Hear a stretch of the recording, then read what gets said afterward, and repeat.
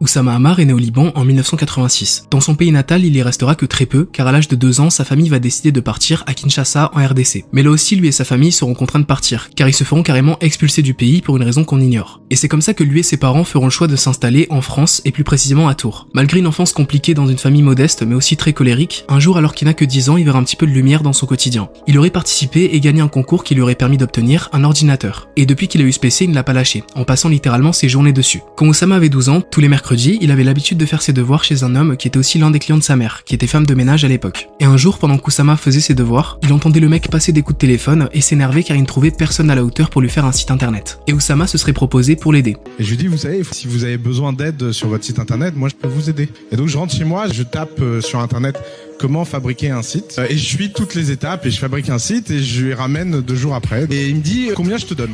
Et je lui dis, bah, écoutez, je sais pas, 50 francs. Alors là, le type dit, bon, ok, c'est perdu d'avance. Semaine après, il donne 6000 francs en liquide à ma mère. À l'époque, ma mère gagnait 2000 francs par mois et ça a été un déclic dans ma vie. Il avait donc le coup de chance dans le coup de chance. Il était vice-président du marketing d'Apple. Cette histoire est tellement belle qu'on a du mal à y croire. Déjà, comme le dit Mousse dans sa vidéo, quand Oussama avait 12 ans, on était en 1998. Et en 1998, Internet, c'était loin d'être comme aujourd'hui. Il n'y avait pas toutes les informations auxquelles on a accès actuellement. Donc en écrivant comment créer un site internet en 1998, je pense qu'il devait pas y avoir grand chose. Puis le mec chez qui il avait l'habitude de faire ses devoirs était aussi le vice-président du marketing d'Apple. Donc ce mec là qui était super bien placé et qui ne trouvait personne de compétent pour son site, a vu tout son espoir dans un enfant de 12 ans. L'histoire est quand même assez étrange, mais vous allez voir que la mythomanie est un comportement qui colle à la peau d'Oussama. Après avoir créé un site internet pour le vice-président d'Apple à l'âge de 12 ans, et qu'il a vu que ça pouvait rapporter, il a décidé de lancer Sekaloc, qui est une société de développement de sites internet. Vu qu'à ce moment-là il était mineur, il a localisé sa société en Uruguay, qui est un pays qui autorise les mineurs à créer des entreprises. Et de là, il va faire tourner cette société pendant quelques années, tout en continuant ses études. Quand Oussama était dans la vingtaine, il était toujours dans les études, et étudiait la philosophie à la Sorbonne. Mais à côté de ça, il continuait toujours de lancer des projets, comme par exemple Hippios qui a été fondé en 2008 avec 2 collègues à lui. Cette société s'occupait de résoudre des problèmes informatiques. Il va tout faire avec ses associés pour faire évoluer Hippios, mais un jour il va se faire licencier de sa propre société, car il aurait utilisé l'argent de la boîte pour des dépenses personnelles, comme dans la bouffe ou des soirées. Et le pire, c'est qu'il s'est défendu en disant que personne lui avait dit qu'il fallait pas faire ça. Et ce qui est drôle, c'est que peu de temps après, en 2011, Hippios a fini par faire faillite. Après ça, il va décider de partir à San Francisco pour lancer et participer à plusieurs projets. Et dans ces projets, il y avait Bisport. Bisport qui est un réseau social consacré au sport, qui a été créé par un certain Philippe Robert. Oussama va rejoindre le projet en cours de route et travaillera en tant que directeur général. Mais malheureusement pour lui, tout ça va tenir moins d'1 an, car il va être accusé d'avoir détourné plus de 100 000 $ de fonds appartenant à l'entreprise, qui d'ailleurs a porté plainte contre lui pour abus de confiance, faux et usage de faux. Après tous ces projets lancés, mais qui par sa faute n'ont jamais pu pleinement se développer, le temps passe un peu et Oussama va faire la rencontre de l'entrepreneuse Alice Zagouri, qui dirige l'incubateur Le Camping. Pour ceux qui savent pas ce qu'est un incubateur d'entreprise, pour faire court, c'est une structure qui accompagne des entreprises en cours de création. Et évidemment, les incubateurs prennent une part sur le capital des entreprises qu'ils accompagnent. Si Alice a contacté Oussama, c'est car elle avait besoin de lui pour qu'il donne des cours et l'aide à faire de l'encadrement. À force de bosser ensemble, Oussama et Alice ont eu l'idée de créer l'incubateur commun, The Family. Cet incubateur a aussi été créé avec Nicolas Collin, un entrepreneur. Donc ils ont fondé ce projet à 3, et le but de l'incubateur, comme je vous l'ai dit, c'est d'accompagner d'autres entreprises dans leur développement. The Family, ça va super bien marcher, et tous les 3 ils vont brasser énormément d'argent. Mais au vu du passé d'Oussama, c'est encore lui qui va tout gâcher.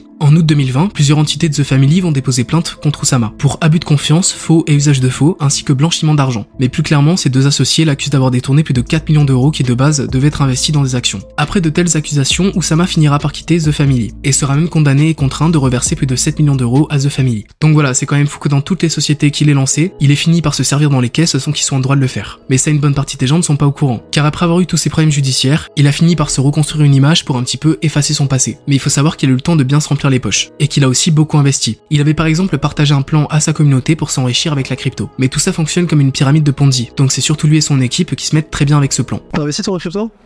Moi j'ai un market maker en crypto, donc j'ai pas, moi-même je possède pas de crypto en direct, mais à travers notre market maker on aide des gens à prendre des positions, etc.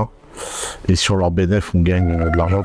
Puis aussi le fait que quand il est parti à Dubaï, il est commencé à se rapprocher de personnes comme Yomi Denzel. Avec lui, il a lancé plusieurs projets comme la chaîne Sans Permission, qui est une chaîne où ils font des podcasts pour parler de divers sujets. Et ils ont parfois des invités assez surprenants, comme des mecs de télé-réalité ou même des youtubeurs. Déjà, ce que je trouve étrange, c'est que Yomi collabore avec Oussama, alors qu'il a moins bonne réputation que lui au vu de son passif et de ses différentes condamnations. Puis évidemment, dans ses business, il y a aussi la vente de formation. Et il y a moyen que vous en ayez entendu parler, car sur YouTube, il a beaucoup investi en pub. Même si Oussama pourrait être la dernière personne à qui on voudrait faire confiance, des gens le font quand même en l'écoutant parler et en achetant ses services. Faut savoir que Oussama s'exprime super bien, et il est aussi très captivant quand il parle. Et finalement, son côté manipulant réside surtout dans sa façon de s'exprimer. Et de là, il peut facilement retourner le cerveau de personnes vulnérables. Alors que comme on l'a vu précédemment, il est loin d'être un exemple avec les nombreux dérapages qu'il a pu faire par le passé. Puis si Oussama est très mal vu, c'est aussi pour sa mythomanie maladive. Je suis avec une amie qui est méga belle.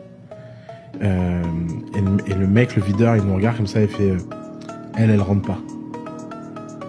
Je fais pourquoi? Il regarde les chaussures, il fait ouais, elle a des sneakers. Je fais mec, tu te crois en 1990 là? Si la meuf, elle est mannequin, elle est magnifique, elle rentre. Elle est mieux que 95% des gens qui a dans ça. Tu vas pas me dire elle rentre pas. Le mec il dit tu crois que c'est toi le patron? C'est moi qui décide qui rentre ou pas. Je dis, ah ouais? Je prends mon téléphone, je appelle le directeur. Le directeur il vient en courant. Il fait oui monsieur Amar, je suis désolé. Je fais lui là, dehors.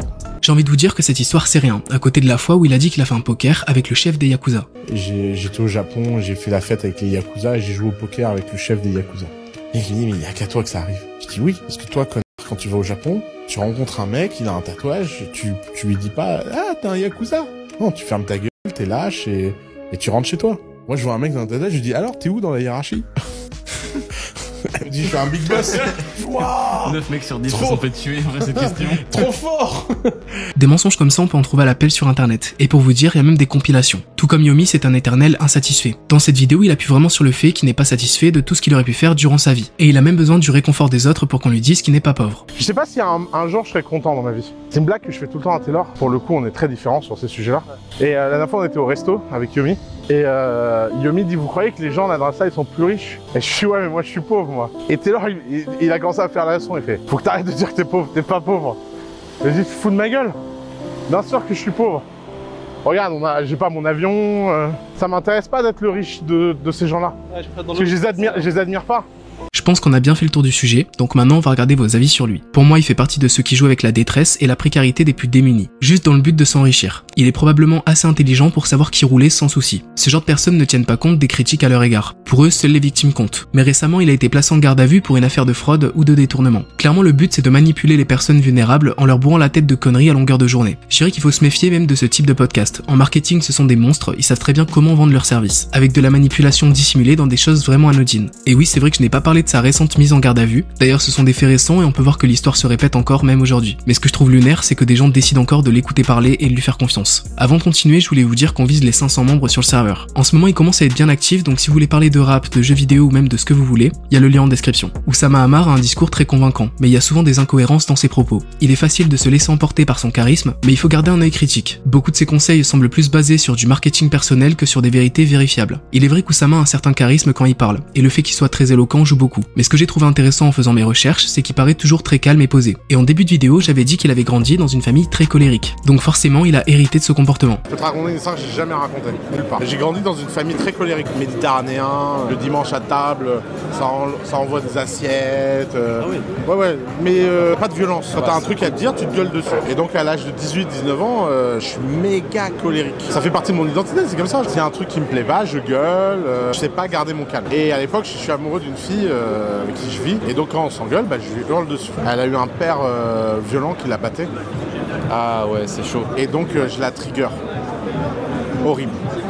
Et un jour, dans un restaurant, je commence à péter un câble. Elle se lève du restaurant en pleurant. C'est un grand restaurant 3 étoiles. Tout le monde me regarde dans les yeux. Et elle pose la serviette, elle dit c'est fini entre nous. Et elle part en pleurant. Et ça t'a marqué ça? Marqué, ça m'a traumatisé. Je l'ai rattrapé, je me suis excusé, etc. Et ensuite, pendant des mois et des mois, dès que je sentais en monter en moi la colère, je travaillais sur moi. Et ça m'a pris 3 ans pour devenir le Bouddha que je suis aujourd'hui. Les gens me disent toujours t'es hyper calme, t'es machin et tout. Les gens n'imaginent pas à quel point ça m'a donné du travail. Et c'est cette scène et ce trigger et ce cadeau que cette fille m'a fait qui m'a amené là. Okay. Et sans ce traumatisme et cette humiliation publique, je pense que j'aurais jamais changé. C'est une personne très controversée, certainement un menteur, mais honnêtement je trouve que dans les podcasts sans permission, c'est plutôt un bon gars. Il est vrai que certains podcasts peuvent être intéressants car Oussama se montre bien plus sérieux, alors que généralement il a l'habitude de raconter des histoires démesurées. C'est assez paradoxal mais il doit être conscient que certaines de ces histoires peuvent facilement buzzer, et donc faire parler de lui. Oussama Amar, je le connaissais vaguement avant de faire la vidéo. Je savais que c'était un gros mytho mais ça s'arrêtait là. Mais en fouillant dans son passé, j'ai été choqué de voir toutes les dingueries qu'il y avait. J'ai rien de plus à ajouter à part vous dire de vous méfier de lui et de ne pas vous laisser emporter par ses belles paroles.